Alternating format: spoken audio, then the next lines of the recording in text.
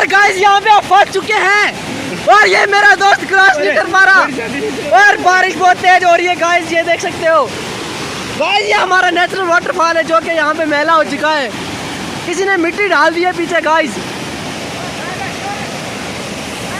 Guys ये बंदा यहाँ से जंप लगाने की कोशिश कर रहा है, कन में 83 में। और गाइस ये हमारे वाटरफॉल देखो कैसा ऊपर से आ रहा है।